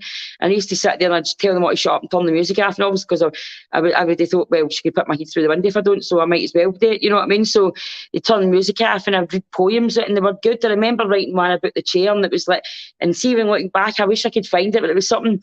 And I'm looking at me, clearly tell it's a mind of wow. You know what I mean? But it's like, I'm the chair over there by the window. I'm the chair that nobody sees by the window. The chair that just sits over there by the window. Do you see me by that window? I'm sitting with dust there. No one sees me. No one stares. I'm just that chair. I'll always be there. One day I'll take me away. One day I'll take myself down to the river. I'll take myself to that bonfire. I'll put myself on top of that. That's when they'll notice that chair that sat in the corner in the middle of nowhere with the dust in there, was reliable to sit on, to stand on, to be part of. That chair that you could rest upon that everybody's seen. I'm remembering it well. That chair that you could rest upon and sit upon and everybody there. The only time you will miss me is when I'm not there. That's amazing. That's amazing. Really, I honestly, like you rattling that off there. That was amazing. Yeah, love it. So that was just me metaphorically speaking. Like, I'm always there for people, but it's me that does that. They don't ask me to do that. I'm the one that phones you constantly when I really feel like I can make a difference in your life. I'm the one that gives you speeches. I'm the one that pulls you into my life. I'm the one that loves you. I'm the one that holds you in, and then I'm the one that daggers you and blows out your dinghy just to make it better. I mean, thank you very much, Steve. But it's like, and I think as well as that, I've got the Catch-22 because I have got great mates, real true bros, especially my mates Darren and Gok. I mean, Gok completely was where I misses when I met him. Darren, it was like a small attraction. It didn't go anywhere. It wasn't even big. We ended up best mates, and he met his lovely girlfriend Tracy. But he's still my bestest bro, and he shouts at me all the time. He's like, you're not going to get the decent guy when you're constantly out there saying that you're a mad this and that and that blah, blah, blah. Guys are believing you're that scary, mate. You know what I mean? And you actually, what's scary about you is you're more scared than them. You know what I mean? He gets cracked up, and I think it's good because the universe has presented me. And even with that wee bird today, and even though it was male friends that I fell out with on Friday, a few of them, do you know what I mean? But it was a different vibration, do you know what I mean? And it was kind of thing with as well and closure, and it was also to save them in a way. The way I did it was wrong, but I'm ready to see what I can be, actually being fully in tune with myself. I'm blessed to be this strong. When somebody said, oh, you're a warrior, don't doubt that, Dee. I says, one thing I don't doubt is how strong I am.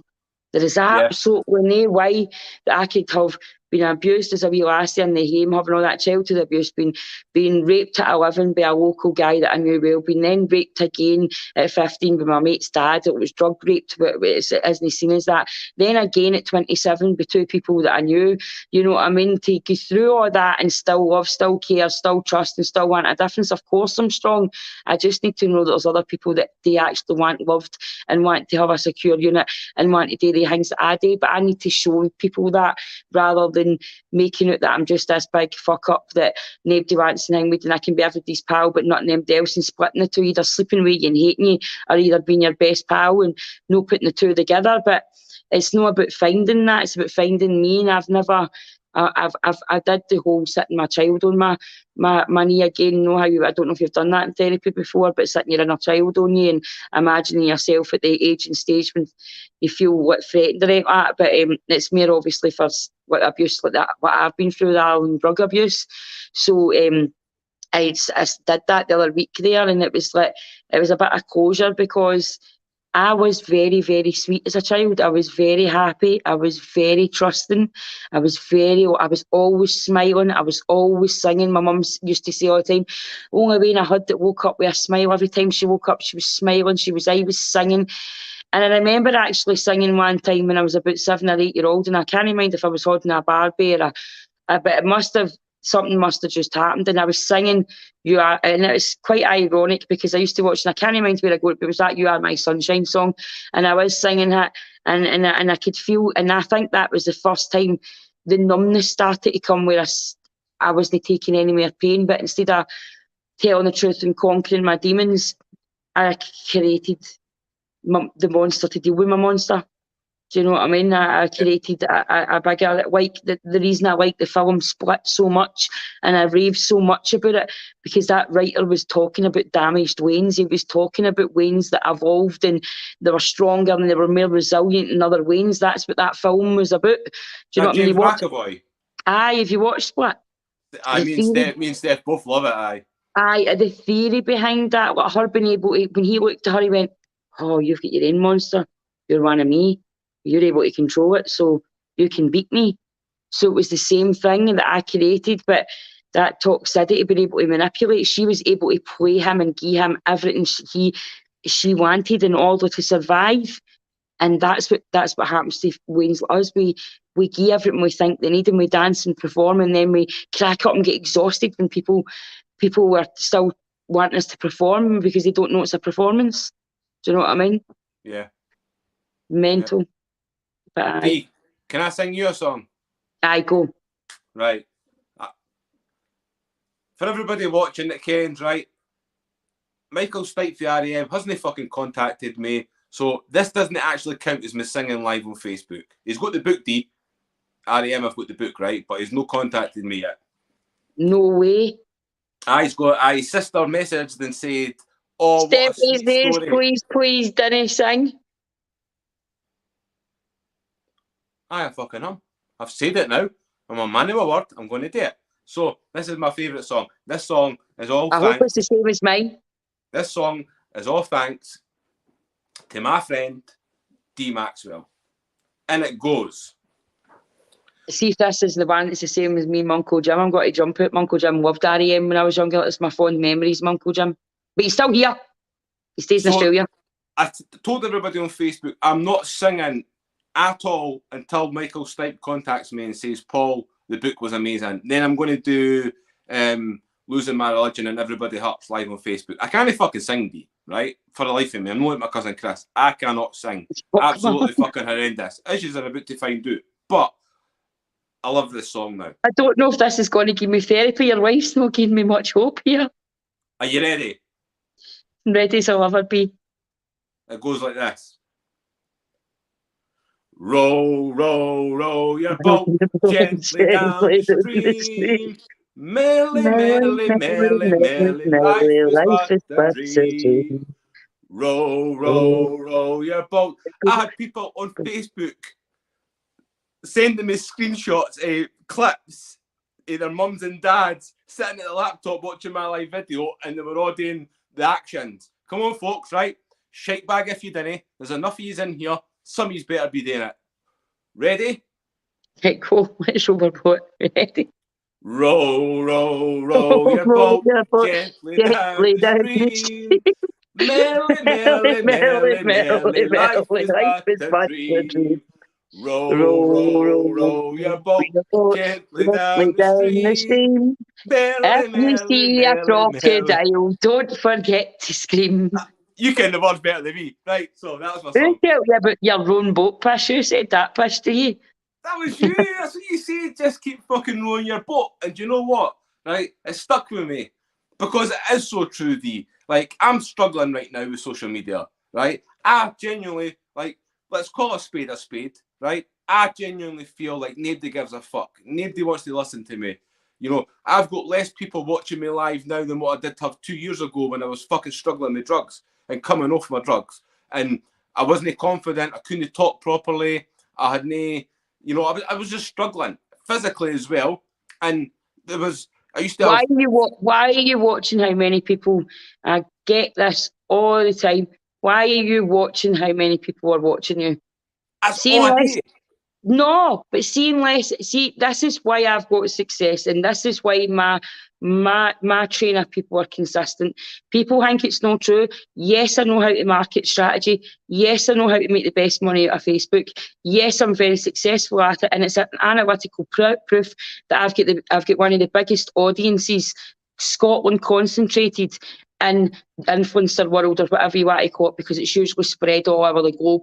Mine is consistently concentrated in the Scottish area, get massive reach. Like, I would blow most advertising people if I advertised for you. That's why people give me free stuff, because it goes out and it gets, and they get more things for what they got to pay for. But I talk the same stuff, the same passion, the same thing. I don't watch how many people's in. I don't watch. Stop watching your numbers. But you're That's funny probably, though. but that's nothing to do with it. There's times where I don't even go in there. There's times I've got subscribers that I'm like the Mary Celeste and they don't see me for ages. It's because I don't watch my numbers. I have no aspiration whatsoever to care about numbers building, because even if your numbers are sitting at 500, which it could be if it's a drama poster, like when I'm greeting, the numbers coming up to 1k, because like, oh, what's she greeting about, right? Because they're wanting to know, right? Because that's the vibe of the world, right? So I can be ending up to 1k, right? So that's what you need to learn is, who cares how many listen? Because see, at that 1k, there's only 10 of them that's taking it in. Yeah. Right, so if you've got 20 people tuning in, there's only 4 of them that's taking it in. So if your number fluctuates between 10 and 20, so what? There was only 4 of them taking it in anyway. So focus on the 4 that are taking it in rather than the 16 that focus aren't. on your audience that you've already got. I started out with nothing, and everybody comes to me, and as you know, and I'll not talk about names, people come at me and then they try and go in competition with me, and I just think, fuck off, you'll never do it, because I'm not about the money, and I'm not about the clout, and I'm not about building. I just happen to do really well on the money side of things effortlessly. I need to just shove up a couple of videos a day, and I need to make sure I'm respected and be there for people, but I do not count the numbers. You watch my lives. You watch every single go back and watch them all. And whether there's 20 people in there, which isn't really, there's always usually about 100, right? But whether there's 100 people in there or 1k, my rhythm doesn't change. I couldn't tell you how many. It's like somebody wrote in the comments, troll says, you've got 88, and my manager went, tell them to shut up and look at the right bit. That's 88,000 likes. That's not your followers. Do you know what I mean? So I didn't tell you. I was shouting out on Facebook for a long time, I've got such and such followers. And he's like, no, you've got 92. What are you talking about? I went, oh, have I? He went, stop. Just check with me. My manager's Ken. Well, you've met Ken, because that's another troll message that I'm getting, that I don't have a manager, that I'm making that up as well. I've had everything. The Sun, I've actually got a stalker. They're not just actually a troll anymore, and you've heard me say the name, and we're not saying it over there. And they contact everywhere, my theatres and everything. I've got all of that going on as well. But don't concentrate on the numbers. You're not here. You're not. You'll get your message will reach me, and it will spread when you don't concentrate on how many folk it's watching. Because even if you eventually have 200 people in, there's only going to be 99 of them interested. Right. I'm going to try my hardest, Dee, right? So, point taken on that. If you could give me 2 bits of advice, right? Mm-hmm. You've obviously seen some of my lives and stuff. You know my story. You know the way I talk. If you were to give me, do that, do less of that. Right, okay. You ready? Since you've asked me, I've been asked this for a long time. Now, I'll take it on board, right? Even if I didn't fucking like what you're going to say, I will genuinely take it on board, right? Do more you. Now, as in the fun, as in talking about your story, as in talking about your empowerment, doing more, asking questions, getting more people, especially men, on talking about their men's health, and doing more of that. Do less of the poor me. And we both do it. You do it the exact same way as me. You'll do all this stuff, and I'm wanting to do it selfishly, and I'm putting all that out there, and all I'm asking is for somebody to share my page. Right? Yeah. I've heard you do it, and I'm sitting there going, that will make people unfollow. That's going to make people unfollow. And it's just because it's true what you're saying. It's all right when it's all roses and things, but on here, they're not going to share it if you're telling them they're a bunch of fucking wankers. That's a good point, like, guy. They're going to unfollow you, mate. They're going to unfollow you, and you're a great guy, but it's that frustration. And you're one of the few people that I've helped out selfishly that's actually always rewarded me and always had my name in their mouth. But Mikey Motion and all that as well, always been there for me. There's a few, no very many, but no in the online game. There's been so many people I've helped out with Facebook and everything else, and then they've seen it as a way to come tell people they're better than me and they're getting more subscriptions. And my Facebook, apart from obviously cause of glitching, had to reevaluate and read up all the new rules in Facebook, and that's why I'm very careful about my word and even on yours. So I had to read up and I get banned. That half my money for 1 month, but I consistently make a consistent, really good wage off Facebook's every month. That I don't care if you've shot up to whatever subscriptions and whatever in 1 month. Can you hold that for a year?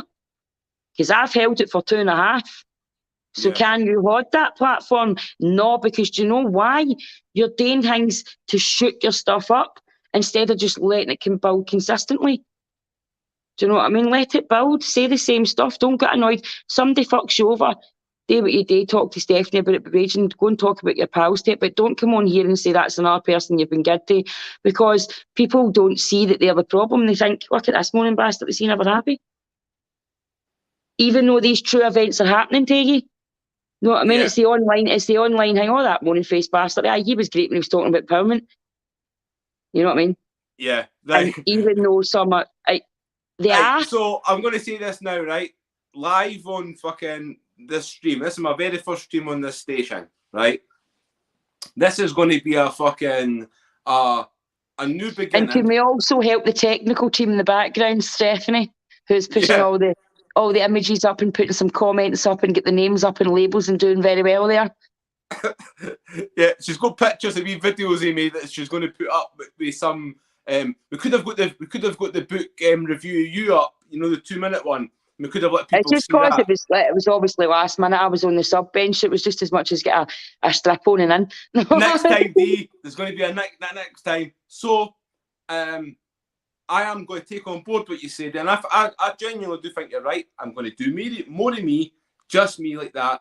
And if I come in, this is going to be my key for you, saying that you're doing it again, right? I'm just going, and I do it already, but you don't know that that's my way of saying shut the fuck up. And when you're saying, I can hear you saying this person, and Ken, I've done, and I always write row your own boat, and that's why I always write it. Because people will help you and some people will, and people will still continue to mess you over. But by screaming about it and getting better, like I did in the very beginning, because if you go way back to Dee in the beginning, I was very much like that vibration with you. I'm doing this thing, and you're not even taking money, which is even worse. Do you know what I mean? So there's that kind of thing where building it up as that, but the audience don't care, mate. They don't care who's fucking. Nobody cares. Yeah. It's so true, and it's like, do you know, it's even although sometimes like I do feel better when I do it because I'm venting. After I come off, I always get that little feeling of regret and think I should have not done that. Should you have done it? You're being honest. Leave it up. No, delete it. And I have this little battle, right? And I think I do know. It's like fucking Dinny, stop fucking. Calling people wankers and fanny balls on Facebook because they are. Sometimes I tune in and I just get it. I'm like, nope, there's no helping. This is going the one way. Come out. Abort ship, abort mission. But we've all done it, mate. It's just, and I do it too. It's just, if I was to give you any, just even don't say it in a way. Get your page shared by promoting it in the way, like give the page a share, guys. Let's get me a message out. How much of thank you, blind loading us too. But as I say, just chill. Just row your own boat. And if anybody comes in and helps you, I know now and again, appreciate how long they stay. And if someday you go and row their boat for a wee while and they don't come and help you, just row by them and say cheerio. Don't fling a brick at them in the way by. Do you know what I mean? Because when you fling that brick, you're burdening yourself with a bad feeling because thinking that you're no worthy of help. And it's really just because some people are just out to get what they can to get to the next rung or the next ladder. And if you're the hot topic, then they'll jump on you. But as soon as you're calming down and you're not about, then you're not the hot topic anymore. Do you know what I mean? So there's too many people out there. There's far too many, especially in the influencing world in this game, that make out they're all about being there and all the rest of it. And they try and crush real people that like us, that are going to try and be there, not they even know they're imperfect because they can't get the popularity on what you're getting your popularity on. Do you know what I mean? So, but they don't care, mate. They don't care. They might say the odd one will put a love heart, but most of them are sitting there going, "Oh, hurry up and cheer up, man." You know what I mean? They don't. You know, there's only so many people like the loyal ones that we've all got that will then go, "Oh my God, are you all right? You know, what's happened, Camden? You're not like this," ignore them. But the rest of them are just maybe saying a few things or putting in a like or a love heart going, "Oh, fucking shut up, man." Steph's lying in her bed right now, Dee, going like that.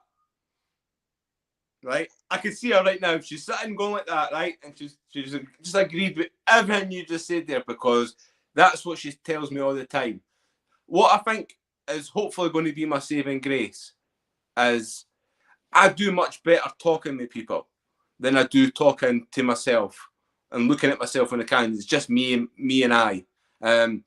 So this channel, you know, I've got like loads of different people and inspirational stories like yours and everybody else that I've got on. So it's a two-way thing. And that maybe be better for you because you're needing the feedback and needing to know because the insecurities to know that you're doing all right. My platform, for day one, I didn't look at my platform because until obviously I just ban folk because like Gary and all that used to say, "Nah, I don't ban MD. That takes your numbers down." I don't care. Do you know what I mean? I'm not listening to folk like that. I don't care about the numbers. You know what I mean? You batter in on that thing with, damn right, I'm at exactly what I say to Paul all the time, although he never listens to me. That's just the way it is, mate. You know what I mean? You know what I mean? Always you sit there and go, I'll punch him right in the mouth, metaphorically speaking. We don't promote violence of any kind. You know what I mean? But it's like that sort of thing. You know, they always take it for outsiders, don't we? But it's because I do the same thing. So it's not like I know it's hard. Sometimes I'm sitting here greeting and I think, I mean, especially recently, somebody snaked me a belter. They went round all the camps and set seeds of doubt and manipulated the situation and made people think that I was out for ulterior motives. And it's actually him that's out for that. Do you know what I mean? It's him that's out for all that. And I was just because I recognised that quite quickly and I didn't cause any drama, I just dropped him. Still speak to him, and they're the one that kept coming to me and getting other people to phone me and be in groups no matter what you doing that for. And I still snidely, I mean, I even said at one point, and I know they knew what I meant. I went, "No, I'm not two-faced, Dad. I'd tell two-faced people because I can be bored telling you yourself." But I did say that. Do you know what I mean? So, with that sort of thing, and it's just like that bad energy. And I say in anger, I'll never help anybody again, but I'll do sort of will again. And the majority of people I help, I do a good job. Even the ones I mess up and hurt myself and fuck things up with, they end up usually in a better place. You know what I mean? I'm like, well, Ken, if I'd helped you with that and helped you with that, and Ken, you wouldn't be able to walk away going, "Fuck that, you're crazy, I've got a great life." You know what I mean? So at the end of the day, I was part of that. So thank me for that and fuck off and don't look at me like I'm shit because I've had enough in my life. You know what I mean? So don't do it. Just come off. You'll see me now. I come off now very rarely, very, very, very, very rarely. TikTok. I lost it the other day on that because the way they're all bullying each other and doing everything, and they rang me, and I'm thinking, get off. You know what I mean? Who do you think you're? Gandhi? You know what I mean? Who cares? And the best it is when you do slip out and you do get back in months later, it's the same stuff. It's still happening. Still happening. So you can delete it and come off it for months. Back in and there'll be the same, luckily know that you're involved in anything, but the same stuff, dramas, patterns, stuff going on. Do you know what I mean? I do watch some of them. Like I watched that network that I know you're friends with. I'm not going to say any names, but like I've seen you in live videos when I've been watching some of the people that I watch, and I think this fucking Dee. Like Dee fucking kens everybody, and she's on a fucking live video with them, and it's like you can see the drama. You can see the drama unfolding when you watch them, and you're right. From week to week, you know, if I'm not on TikTok for a week and I go on and I'll start watching their videos. It's a cycle, isn't it? It's just the same shit. Regurgitated drama, but different people. Yeah.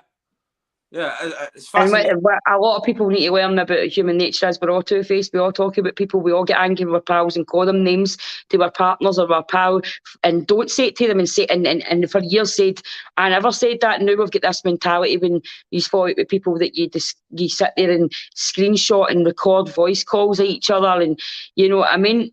Yeah, I mean, I was actually sitting there the other week there like that. There was something that happened, and I'm like, right, so you all sat together, talked about them. That one fired that fired the shots, that you all sat and talked about together in your wee club of not so two-faced people. You know what I mean? They went and did their thing, owned their stuff, outed you for that, because quite rightly so, because you were getting yourself involved to make them out a liar. Still are, because there's no proof, but you're a liar. Do you know what I mean? Mm-hmm. And then coming on and going, I'm no one for drama, but here's a 36-second phone call that I recorded of somebody phoning me. Who does that? Who records folk phoning you? Who does that? Yeah, I'm sitting there like that, and you're sitting there. And the audience, no, let's just pick out this one situation. You're sitting there going, and I'm no two-faced, and I'm the most honest person. But wait till I take you back to this time when we were talking about everybody, and they were too, and here's what she said. Yeah, it's true though, eh? Like, who does do that?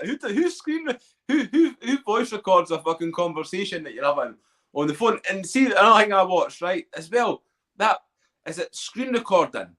Aye. Right? I think I watched something. Sure, they did it in TikTok the other. Like, how many adults on their TikTok? Because obviously that's my wee throne. I've worked out who they are anyway, and it's not even female anymore. You know what I mean? And I can't believe it. And I've even helped them out to get somewhere. And I'm thinking, wow, you're my troll. No way. So, but when I worked out, I laughed at it. I'm thinking, imagine, I must have killed you trying to kid on you with my pal, you wee creep. You know what I mean? So, anyway, thing when I was watching the screen recording, I ended up flipping out of this guy because they were bullying somebody, and regardless to whether the woman's a heroin addict and folk are giving her gifts or no, it's nothing to do with you. If people want to fund people, you've got the right to then bully that person who's already vulnerable, regardless to what they do to feed their habit and what it is. None of your business. Know your family, and you'll know social work, and you'll know the Department of Mental Health. So who are you to then build these team of grown-ass adults to send hunters of abuse to this one person? Do you know what I mean? And I got a moment of weakness, and I went to sign in earlier. And then there was a mad wee guy shouting about folk for Ireland and how he's going to get shooters, gives you the address, and then they're going, here's my name, I'm coming to your door. And I just thought, if you do have connections in Ireland, they're going to be phoning you to punch your face off. You know what I mean? Because even if they can and they would still back you up 100%, I come for that kind of family. I could get my contact done throwing names about like that. Yeah. Do you know what I mean? And I thought, I'm glad that that's what I signed in it. Folks screaming at each other about shooters. No, I mean, I thought I'd signed into, I don't know, NYPD Blue or something. No, I mean, I'm like, I'll put 2 caps in you. I'm like, no, get out of that door fast. Don't turn back around. It's fucking crazy. It's absolutely crazy. TikTok is a land of trolls, though, isn't it? Like the it's a land. I think if you really think about it, like they're making gifts and that free now because they all fight each other for gifts. Some of them are sitting up in Zombiac to get on this leaderboard to get 10 grand and all these crazy things they're doing. And I think I don't know if it's a big engineered plan just to wreck everybody's mental health. Yeah, it could fucking be, because that's what I see as the focus on, is it the battles, the battle with the gloves, and you're going on this battle and then you sit and watch them. It speaks volumes to me that one person is the most popular person on that app, and she really doesn't, in my opinion, really represent trans women at all. You know what I mean? Evil Queen. Yes. Do you know what I mean? It's like folk will say, no, I see this throwing this transphobia thing running about. I've got no issue with that. I've got an issue with you. And probably, if you still presented yourself and you hadn't been through the changing yourself into a woman, I still wouldn't have liked you. You know what I mean? If that was the way you're going, are you coming to see the play? I am coming to, that's the one I'm coming to see, is it no? The play, that's Paul. He got the tickets yesterday. Dee's coming.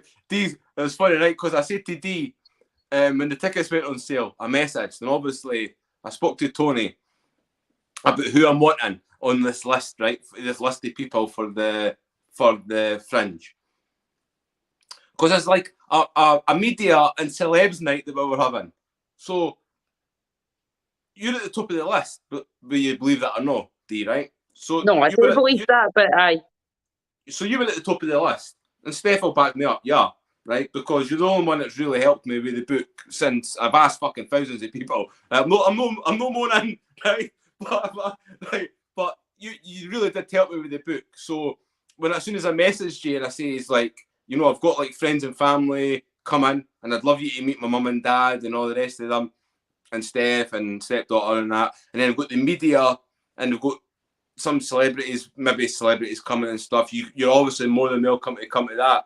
And Dee messaged me, fuck the media. I was like, yeah. I said, you come any night you want. So I'm sorry, I had to get that in because of the message. But aye, Dee's coming. She doesn't know what night, so then if I can go pestering her. No, I'll go whatever night I'm hang with as well. Do you know what I mean? But I don't mean fuck. I don't mean fuck. I just don't go for clout. You know, I don't go look. Hang with. If it helps you hang with PR, absolutely fine. But I'm just like, you know what I mean. I think it's just my experience with Sun Paper. You know what I mean? And that's what I'm saying. TikTok recorded me again and then tagged all the newspapers. Dee Maxwell goes crazy on a children's app. How many names do you see on there? None. It might have been created for children. Sorry, Paul. There's no fucking kids on that. Like, it's all adults now, whether it be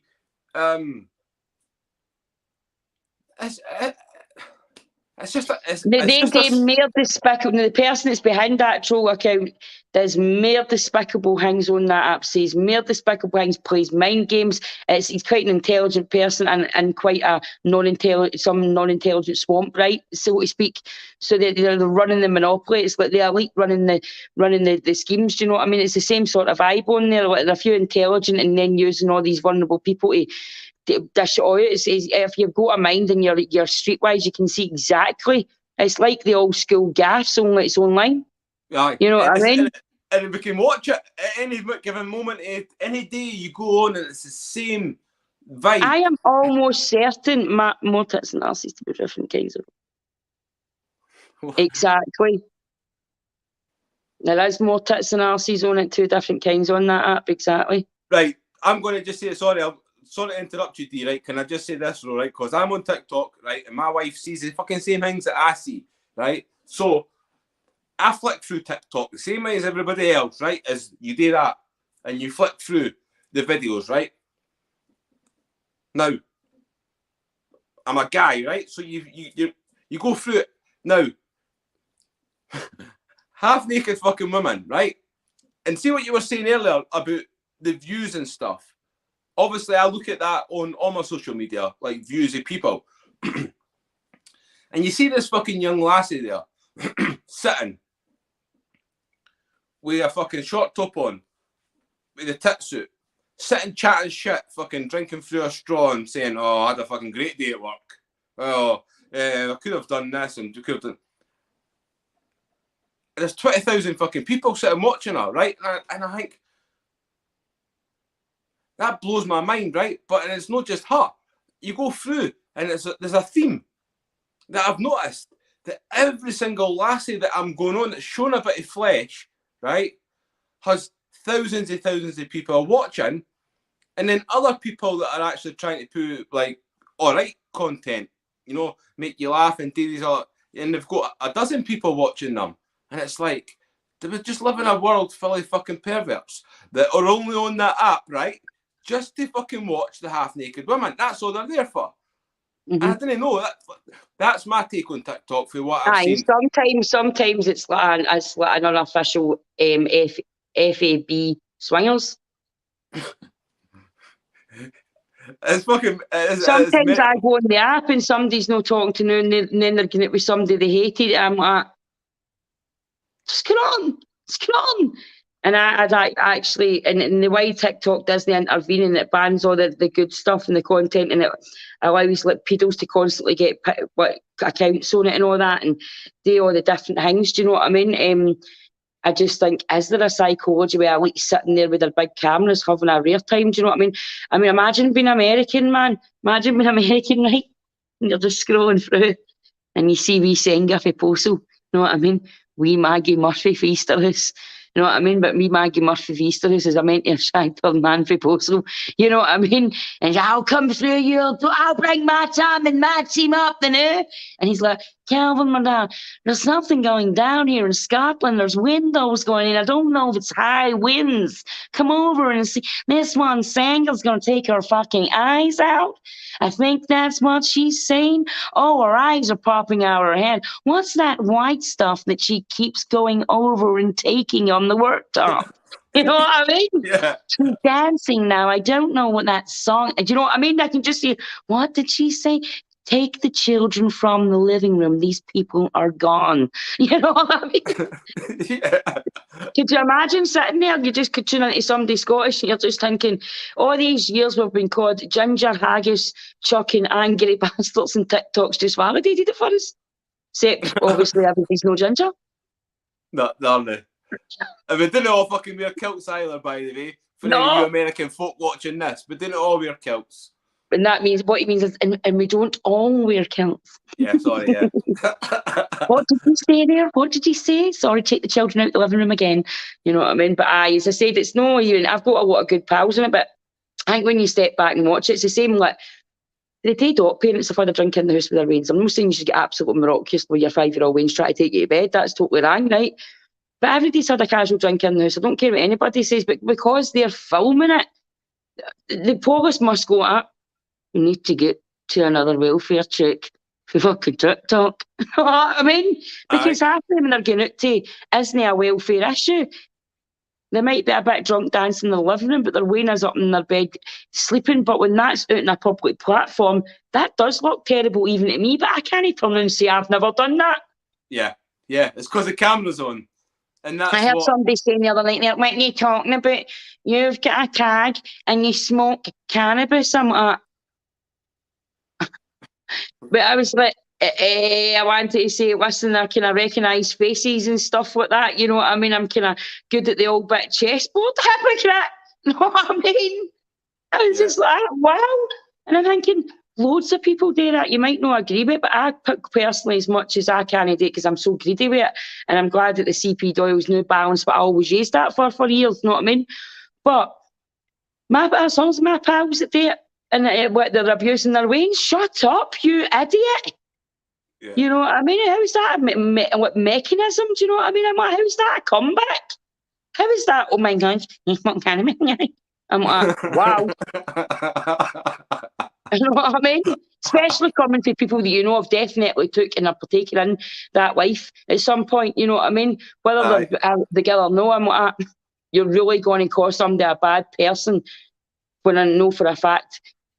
Recognise things and know exactly the life, and I was just like, I just couldn't believe. I'm just thinking, wow, did you put that? And I get so angry. Then obviously this boy was just starting knitting, and he thought he could talk to me. I just thought, wow, who are you talking to? And just went into the old day like, and just haunting this young guy's arse. And then it was all over the hate pages tagging papers.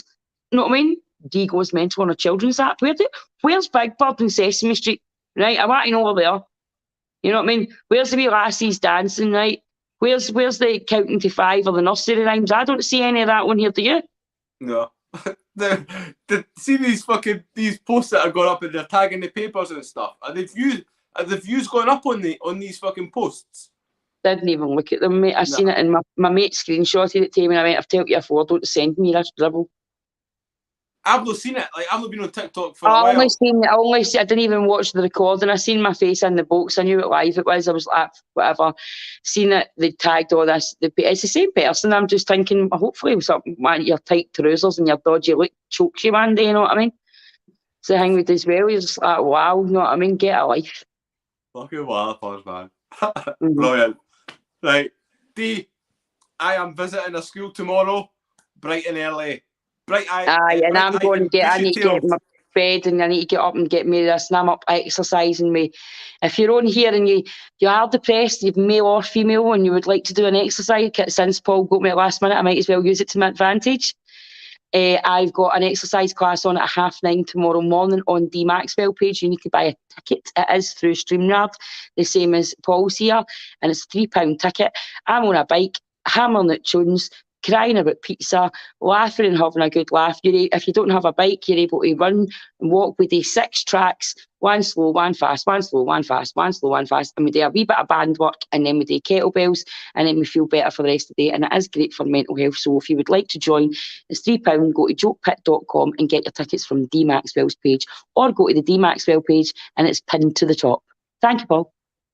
No, thank you. Honestly, Dee, you're an absolute legend. I love you to bits. I did before the night, but like for you to join me in the night and stuff and give me an hour and 40 minutes Paul. of your time, it's been amazing. Again, hope it's not the last. No, it'll never be, mate. I'll always, I'm just straight to forward. My message just says, fuck off, Paul, I'm busy, but it says, please and thank you. You know what I mean? Yeah. But I mean, it is like I but said. Do me a favour before we go. Don't watch your numbers. Your numbers will only go up if you put the passion back and put the penny for the homeless in the back of your mind. Because I know it's not the penny for you. Thank you so much. It's a great night. You both are legends. Good night. Thank you, Donna, darling. You know what I mean? So, one of my followers as well. That's how I'm saying. But Donna, she's one of mine as well. But don't, mate. Just vent. Just send. I send voice clips to my pal Stephanie, ranting and raving. Sometimes she admits to me she doesn't listen to them, but they do help me. Don't do it on here because nobody really does care. But I'm going to go so that you're welcome.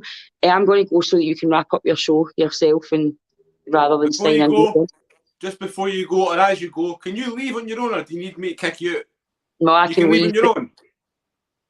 Before you go, just one last time for the viewers. Row, row, row your boat gently down the stream. Merrily, merrily, merrily, merrily, life is just a dream. Row, row, row your boat. If you see the TikTok scheme, don't forget to scream. Row, row. Do you sign off with run up my ribs? Run up my ribs. That's it. Anybody's got a problem with us, run right up my ribs, back down, up and down Sucker Hall Street, because I don't get, and me moving me weave. Anyway, thank you very much for drafting me, and I hope it goes well. Just keep the heat and know that you're doing a great thing, and it doesn't. Numbers are nothing. Passion is everything. Right? See you at the Fringe.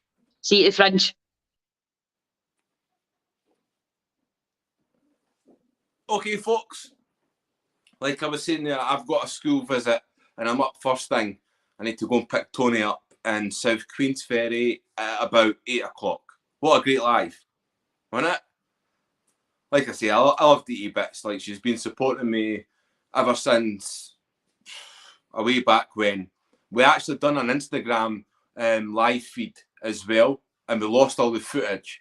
So it's amazing now because I've got this new channel. I've got tonight's live video that I've got now for YouTube, Facebook and LinkedIn and stuff, and it's a memory that I've got that I can save for years to come and look back and remember you done that live with Dee.